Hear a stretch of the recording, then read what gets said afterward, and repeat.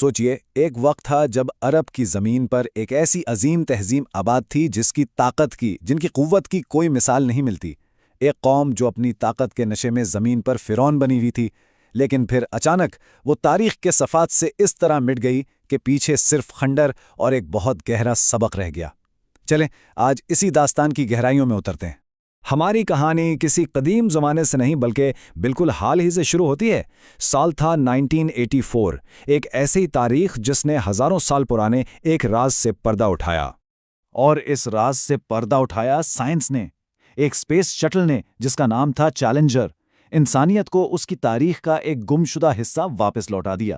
اس shuttle نے زمین کی بنجر ترین جگہوں میں سے ایک یعنی عرب کے صحرا میں دفن ایک پورے شہر کے آثار دریافت کیے۔ یہ وہی مشہور شہر تھا جسے ستونوں والا ارم کہا جاتا ہے، لیکن سوال یہ تھا کہ آخر اسے بنایا کس نے تھا اور اس کا انجام کیا ہوا؟ تو ان سوالوں کے جواب کے لیے ہمیں وقت میں ہزاروں سال پیچھے جانا ہوگا، اس قوم کے پاس جس نے یہ عظیم شہر بنایا تھا، قوم عاد۔ قرآن کے مطابق قوم عاد حضرت نوح علیہ السلام کے بعد دنیا کی سب سے طاقتور قوم تھی۔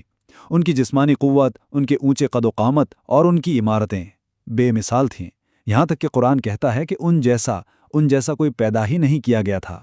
اللہ نے انہیں ہر نعمت سے نوازا تھا۔ سوچئے، صحرا کے بیچوں بیچ ہرے بھرے باغات اور بہتی نہریں، بے حساب دولت اور ایسی جسمانی طاقت کہ وہ پہاڑوں کو تراش کر اپنے گھر بناتے تھے۔ ان کے پاس سب کچھ تھا۔ ان کے تکبر کی انتہا تھی ان کا بادشاہ شداد۔ اس نے زمین پر ہی اپنی جنت بنانے کا فیصلہ کر لیا۔ 300 سال لگے اس عظیم و شان شہر کو بننے میں، لیکن جب وہ تیار ہوا تو شداد اس کے دروازے پر پہنچتے ہی ہلاک کر دیا گیا۔ وہ اپنی بنائی ہوئی جنت میں قدم تک نہ رکھ سکا۔ غرور نے انہیں بالکل اندھا کر دیا تھا۔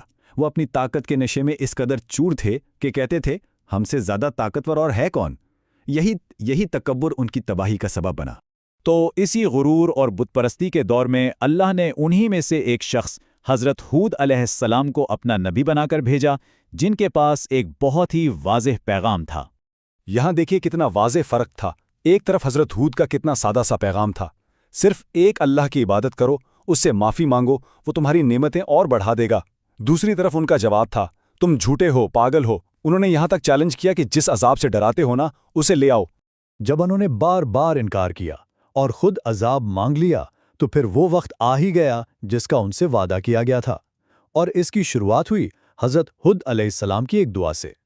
عذاب ایک دم سے نہیں آیا، پہلے 3 سال تک شدید قحط سالی ہوئی، ایک بوند پانی نہیں، ان کے کھیت سوکھ گئے، مویشی مر گئے۔ پھر جب انہوں نے آسمان پر ایک گہرا کالا بادل دیکھا تو وہ خوشی سے جھوم اٹھے کہ چلو اب بارش ہوگی، لیکن وہ بارش کا بادل نہیں تھا۔ قرآن بتاتا ہے کہ ان سے صاف صاف کہا گیا، یہ وہی چیز ہے جس کی تم جلدی مچا رہے تھے۔ یہ ایک ایسی آندھی تھی جس میں دردناک عذاب تھا۔ ان کی جھوٹی امید ان کی سب سے بڑی غلطی ثابت ہوئی۔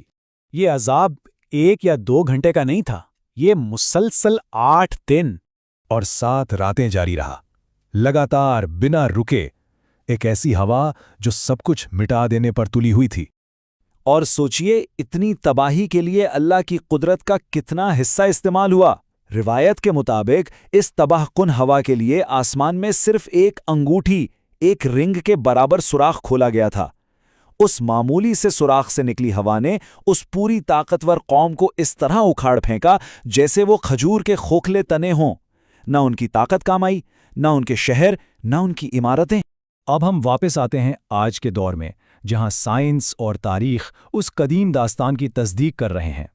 وہ شہر جسے اسپیس شٹل نے دریافت کیا تھا، اس کے خنڈر آج بھی وہاں موجود ہیں، ایک خاموش گواہ ہر اس انسان کے لیے جو اپنی طاقت اور دولت پر غرور کرتا ہے۔